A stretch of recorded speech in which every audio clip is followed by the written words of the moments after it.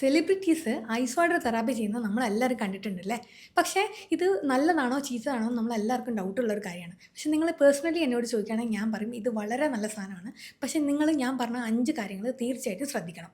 Point number 1, നിങ്ങൾ ice cube വെച്ച് direct റബ്ബ് ചെയ്ത് അത് സ്കിൻ ഡാമേജ് ആക്കും. അതിന് പകരം ഒരു മീഡിയം ഫ്രീസിങ്ങിലുള്ള ഐസ് വാട്ടറിൽ നിങ്ങൾ മുഖം ഡിപ്പ് ചെയ്തു. പോയിന്റ് നമ്പർ 2, ഇത് ഡെയിലി യൂസ് ചെയ്യാൻ പറ്റും. തീർച്ചയായിട്ടും നിങ്ങൾക്ക് ഡെയിലി യൂസ് ചെയ്യാം. നിങ്ങൾ സൺ എക്സ്പോഷർ ഡെയിലി ഉണ്ട്, മേക്കപ്പ് ഡെയിലി ചെയ്യുന്നുണ്ട്, അല്ലെങ്കിൽ ഒരു ഹാർംഫുൾ ആയിട്ടുള്ള എൻവയൺമെൻറ്റിലാണെങ്കിൽ ഒരു സ്കിൻ റിഫ്രഷ്മെൻറ്റിന് ഇൻസ്റ്റൻറ്റ് റിഫ്രഷ്മെൻറ്റിന് നിങ്ങൾക്ക് തീർച്ചയായിട്ടും ഐസ് വാട്ടർ യൂസ് ചെയ്യാം. പോയിന്റ് നമ്പർ 3, ഐസ് വാട്ടർ ഉണ്ടാക്കുന്ന ഡാമേജിനെ എങ്ങനെ പ്രിവെൻറ്റ് ചെയ്യാം. കാരണം എന്താ വെച്ചാൽ സ്കിന്നിന് വരുന്ന ഒരു സഡൻ ഷോക്ക് പോലെയല്ലേ വാസോ കൺസ്ട്രക്ഷൻ ഒക്കെ ഉണ്ടാക്കുന്നതുകൊണ്ട് നമ്മൾ അതിനെ എങ്ങനെ പ്രിവെൻറ്റ് ചെയ്യാമെന്ന് വെച്ചാൽ നല്ല വൃത്തിയുള്ള ഒരു ക്ലോത്ത് എടുത്ത് ജെൻ്റ്ലി മോപ്പ് ചെയ്യുക. എന്നിട്ട് നല്ലൊരു മോയ്സ്ചറൈസിങ് ക്രീമോ അല്ലെങ്കിൽ ബാരിയർ ക്രീമോ അപ്ലൈ ചെയ്യാം. പുറത്തിറങ്ങുകയാണെങ്കിൽ സൺസ്ക്രീനും അപ്ലൈ ചെയ്യണം. പോയിന്റ് നമ്പർ 4, ഇത് മാത്രം ചെയ്താൽ സ്കിൻ ഗ്ലോ വരിക ഒരിക്കലുമില്ല. നിങ്ങൾ പ്രോപ്പറായിട്ടുള്ളൊരു ന്യൂട്രീഷനും അതുപോലെ ബാലൻസ്ഡ് ആയിട്ടുള്ള ലൈഫ് സ്റ്റൈലും പ്രോപ്പർലി ഹൈഡ്രേറ്റ് ചെയ്യും ഒരു മിനിമത്തിലുള്ളൊരു സ്കിൻ കെയറെങ്കിലും നിങ്ങൾ ചെയ്യണം. എന്നാലേ സ്കിൻ ഗ്ലോ അച്ചീവ് ആകത്തുള്ളൂ.